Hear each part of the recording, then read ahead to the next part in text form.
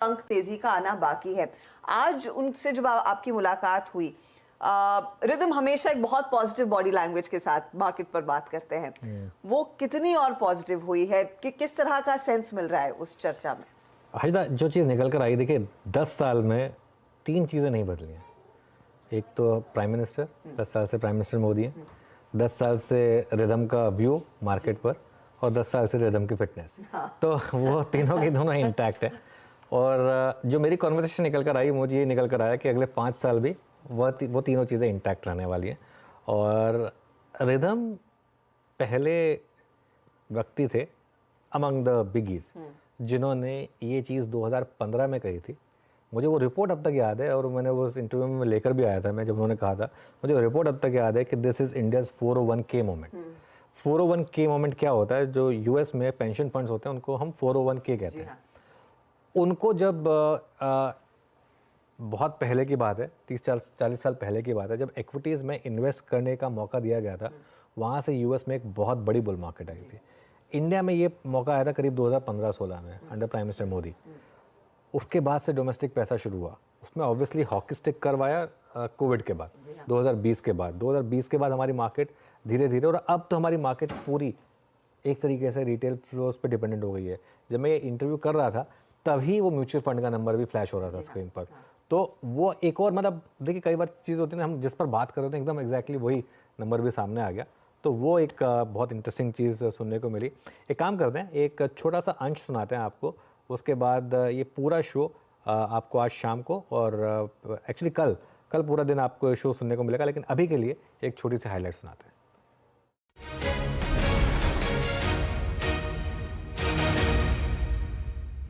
मोदी 3.0 अब एक रियलिटी है। जी हाँ, prime minister Narendra Modi is back in the prime minister seat, और उनकी कैबिनेट की स्वेरिंग इन हो चुकी है। अब मार्केट जानना चाहेगा कि अगले 5 साल मार्केट किस तरीके से रहने वाला है, और इसके लिए हमारे पास है एक ऐसे शख्स जिन्होंने बहुत बखूबी पिछले 10 साल की बुल मार्केट को पकड़ा था। जी हाँ, हम बात कर रहे हैं मॉर्गन स्टैनली के मैनेजिंग डायरेक्टर रिदम देसाई की। Thank you so much rhythm, आज हमारे साथ टाइम स्पेंड करने के लिए। और आपने एक लगातार एक लाइन पकड़ी थी कि ये साल नहीं, ये दशक, और अगले कुछ दशक इंडिया के हैं। मोदी 3.0 की वापसी के बाद क्या अब उस पर एक मोहर लग रही है? ऑफ कोर्स मोहर तो लग गई है। अगले 5 साल के लिए मुझे लग रहा है और प्रोग्रेस होगा देश का। तो ये तो बुल मार्केट चलते रहेगा। बुल मार्केट चलता रहेगा। तो पिछले 5-6 सालों में मार्केट ने काफ़ी गेंस किए हैं। क्या बहुत लोगों को लगता है कि क्या ऑलरेडी काफ़ी गेंस फ्रंट लोडेड तो नहीं हो गए हैं? क्या आपको लगता है कि यहाँ से भी मार्केट अच्छे रिटर्न्स देगा? अनुज, पिछले 5 साल में निफ्टी ने कुछ 15 या 16% का कंपाउंडिंग किया है। इतना भी भयंकर रिटर्न नहीं हुआ है। अर्निंग्स में भी आप देखो, कंपनी की आय में भी उतना ही कंपाउंडिंग हुआ है, 15 से 16%।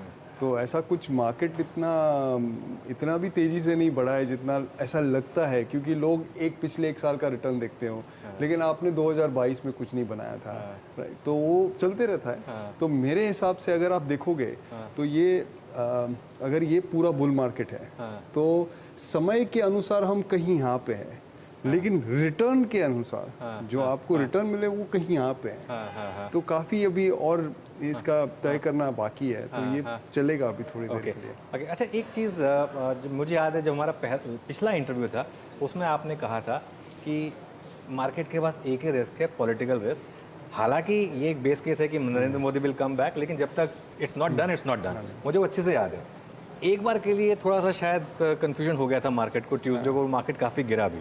अभी भी मार्केट में एक रिस्क ये है कि ये अभी भी फुल मेजोरिटी वाली सरकार नहीं है बीजेपी की, एक एनडीए की सरकार है। तो क्या पॉलिसीज में कुछ कॉम्प्रोमाइज करना पड़ेगा कंपेयर टू जो पहले पॉलिसीज थी उसके मुकाबले? पहले हम पॉलिटिक्स की बात कर लें, फिर पॉलिसी पे आए। तो हम क्या है ना, बिगड़ गए 2014 और 19 के कारण। आप पिछले 35 साल का हिसाब देखो, ओके, 89 के साल से लेके 2014 तक ये देश ने सिर्फ कोएलिशन सरकारें देखी हैं। बिल्कुल। ओके, जो भाजपा की सीट है, ओके, ये नरसिम्हा राव की सरकार की तुलना में है, राइट? उनकी सरकार चली थी 5 साल, वो भी कोएलिशन थी। तो मुझे कोई शक नहीं है ये 5 साल चलेगी। दूसरी बात, नरसिम्हा राव ने किया था पूरा ज्यादा reforms। सुधार, रिफॉर्म्स किए थे, उनको कोई बाधा ही नहीं हुई, तो इनको क्यों होगी? 98 में और 99 में भी नहीं हुई थी कोई बाधाएं वैसे अगर देखा जाए वहाँ तब तो बीजेपी की तो बहुत कम सीट्स थी, हाँ हाँ ठीक है। हाँ। आप 98-99 को छोड़ो, 97 का बजट याद करो। वो जो चिदम्बरम का बजट था, ड्रीम बजट। हाँ, तो इकोनॉमिक रिफॉर्म के लिए हाँ ओके, ये ऐसा ज़रूरी नहीं है कि आपको एकदम एब्सोल्यूट मेजॉरिटी चाहिए। ओके तो मुझे कोई बाधा नहीं दिख रही है। एक पहली बात मेरे कहने की है, मैं पॉलिटिकल एक्सपर्ट नहीं हूँ, लेकिन ये सरकार 5 साल चलेगी। ओके दूसरा मेरा ये कहना है कि जो सुधार हो रहा है इकोनॉमी में वो चलते रहेगा और गति यहाँ से बढ़ेगी, घटेगी नहीं। ओके तो इसमें बाजार को पॉजिटिव सरप्राइज मिलने वाला है। बाजार को पॉजिटिव सरप्राइज मिलने वाला है। एक बहुत इंटरेस्टिंग चीज़ है। तो फिर यहाँ से मैं पढ़ रहा था आपकी रिपोर्ट, वैसे बहुत शानदार रिपोर्ट लिखी है रिदम आपने। आप कह रहे हैं कि इंडिया का जीडीपी 6.8% और सीपीआई 4.5%। ये करीब आपका एक एस्टिमेट है। FY26 के लिए आप ईपीएस शायद कंसेंसस से 5% ज़्यादा लेकर चल रहे हैं। इतने बुलिश क्यों हैं? तो इसमें हमें अभी पॉलिसी का डिस्कशन लाना पड़ेगा। ओके तो मेरे हिसाब से ये मैं थोड़ा अभी इसको सिंप्लीफाई करने की कोशिश कर रहा हूँ।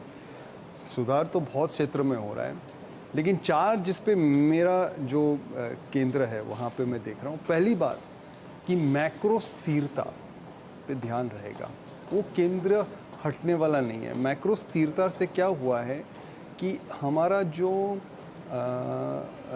इन्फ्लेशन रेट है, जो महंगाई का दर है, वो नीचे आया है। लेकिन उससे भी महत्वपूर्ण बात यह है कि जो महंगाई की दर में जो ऊंचा नीचा होता था, वॉलेटिलिटी, वो एकदम से थम गई है। उसके कारण हमारे शेयर बाजार में वॉलेटिलिटी कम हो गई है, हमारे करेंसी बाजार में मार्केट तो एकदम वोलेटाइल रह ही नहीं है। बॉन्ड मार्केट में भी अगर आप देखो आज की तारीख में पिछले 12 महीने की निफ्टी की वॉलेटिलिटी यूएस मार्केट से कम है। हम तो इमर्जिंग इकोनॉमी है, वो डेवलप्ड इकोनॉमी है, लेकिन उल्टा बिहेव कर रहे हैं। हम लोग डेवलप की तरह बिहेव कर रहे हैं। तो इसका जो श्रेय जाता है वो सरकार की मैक्रो स्थिरता पे जो केंद्रित है उस पे जाता है। तो ये मुझे लगता है ये बरकरार रहेगा। ठीक है। तो ये जो अब इलेक्शन के तुरंत बाद आप देखोगे मार्केट में कंज्यूमर स्टेपल स्टॉक्स चलने लगे। जबरदस्त। हाँ, क्योंकि लोगों का मानना था कि अब सरकार ये जो आय आती है उसको अब वो बांटेंगे। मुझे नहीं लगता है वो होगा। ना तो भाजपा होगा कहीं, ना तो भाजपा की फिलॉसफी है, ना उनकी पॉलिसी है कि ऐसा करें। और इससे करने से कोई गरीबी नहीं हटती है। देखो इसके पिछले 70 साल में ही हम कर चुके हैं। गरीबी की रेखा के नीचे जो लोग थे वो उतने ही रहे। पिछले 10 साल में करीबन 10 से 15% लोग उठे हैं, क्योंकि उनको आपको अपॉर्चुनिटी क्रिएट करनी है। पैसे बांटने से कोई गरीबी कम नहीं होती है। अगर आप अपॉर्चुनिटी क्रिएट करो तो लोग गरीबी से ऊपर। तो आपका एक व्यू भी रहा है कि एक इक्विटेबल ग्रोथ की तरफ हम बढ़ रहे हैं। तो ये चेंज नहीं होना है। दूसरा जो है पॉलिसी का केंद्र वो है जो हमारी इंफ्रास्ट्रक्चर है। और इंफ्रास्ट्रक्चर जो है ना 2 तरह की है। एक तो आपकी फिजिकल इंफ्रास्ट्रक्चर, मतलब रोड्स, रेलवेज, एयरपोर्ट्स, और दूसरा है सोशल इंफ्रास्ट्रक्चर। जैसे आप हर घर जल ला रहे हो, घर पे सोलर पैनल्स लगा रहे हो, ये जो है ये दोनों के कारण मेरे हिसाब से ग्रोथ बना रहेगा। तीसरा जो है वो है मैन्युफैक्चरिंग क्षेत्र में जो फोकस है, उससे आई थिंक उससे जॉब क्रिएशन होगा। ओके। और चौथा जो है वो है ऊर्जा की क्षेत्र में एक बड़ा बदलाव आ रहा है। तो ये जो 4 पॉलिसीज है, यहाँ पे मुझे नहीं लग रहा है कोई फेरफार होने वाला है, गति और बढ़ेगी। तो उससे कॉर्पोरेट की आय में, उनके प्रॉफिट्स में काफ़ी पॉजिटिव असर। 5% का डिफरेंशियल बहुत ज़्यादा है वैसे, लेकिन मैं अगर आप बोलो 3 साल का व्यू आप पकड़ो ना, 1 साल का व्यू छोड़ दो, 3 साल का व्यू पकड़ो, तो मेरे जो एस्टिमेट्स है ना वहाँ से भी ऊपर रिस्क है। ओके। अच्छा, इसमें बहुत इंटरेस्टिंग चीज़ है। फिर एक तो पहले बात करते हैं नियर टर्म की। आप सेंसेक्स टारगेट लेके चल रहे हैं इस साल का 82,000, ठीक है। उसके बाद आप कह रहे हैं कि अगले 3 साल में सेंसेक्स का ईपीएस का अगर रहेगा 20%, 3 से 5 साल में सेंसेक्स का ईपीएस का अगर रहेगा 20%, लेकिन आप सेंसेक्स को क्या कर दे रहे हैं 12 से 15%। मैं तो नॉर्मल बुद्धि से सोचूंगा तो ये कहूंगा कि मार्केट में तो अगर और री रेटिंग हो तो उल्टा हो ज्यादा होना चाहिए ना, ईपीएस से ग्रोथ से कम क्यों होगा? सो अनुज, इसमें 2-3 चीज़ें हैं। पहली बात तो ये है कि जो अगले साल का जो सेंसेक्स का व्यू है ना, वो पूरे ग्लोबल मार्केट पे भी निर्भर है। अब जैसे कि हमारे जो अमेरिका में स्ट्रेटेजिस्ट बैठे हैं, उनका ये मानना है कि एसपीएक्स ये साल 5400 के आसपास रहेगा, और वहाँ पे तो पहुँच गया है एसपीएक्स। तो अगर एसपीएक्स यहाँ से ऊपर नहीं जा रहा है और वो अगर सही है तो सेंसेक्स को ज़्यादा बढ़ना मुश्किल है। फिर भी मेरे अनुमान से सेंसेक्स और भी बढ़ेगा, मतलब एसपीएक्स को आउट परफॉर्म करेगा। तो ये हुई नज़दीकी बात। अब 5 साल का जो व्यू है ना, पहली बात 2 बात मैं बोलूँगा। एक तो कि बाजार को पता है कि कॉर्पोरेट प्रॉफिट ग्रोथ आ रहा है, ऐसा नहीं है कि बाजार को नहीं पता है, तो थोड़ा सा तो भाव में है। ये कितना भाव में? अगर आप कह रहे हैं कि 15% ही कैगर हुआ है तो फिर कितना भाव में है? नहीं, तो जो मेरा अनुमान है, मेरे हिसाब से करीबन 40% भाव में है। 40% भाव ऑफ दी ग्रोथ, जो ग्रोथ आने वाला है उसका 40% भाव में है, 60% आपका अभी भी बाकी है। दूसरी जो एकदम इम्पोर्टेंट महत्व की बात है वो है कि कोई भी शेयर बाजार ऐसे नहीं जाता है, वन लाइन में ऐसे जाएगा, राइट? तो एक समय आएगा जब सेंसेक्स ओवर वैल्यूड हो जाएगा, ओके? वो आपका फिर वो एक पॉइंट होता है, वहाँ से फिर रिटर्न्स आपके बहुत कम हो जाएंगे, बाजार गिर भी सकता है। तो मैं एक 5 साल का व्यू देख रहा हूँ, लेकिन वो ऐसा नहीं है कि हर एक साल 12-15 बढ़ने वाला है। ये कभी 25-30 भी हो जाएगा। फिर उसके बाद जो जैसे हुआ था बीच में, ये तेजी का बाजार जो 2020 जून से शुरू हुआ है, वो कोई एक स्ट्रेट लाइन में तो नहीं जा रहा है ना। तो वो भी समझने की जरूरत है।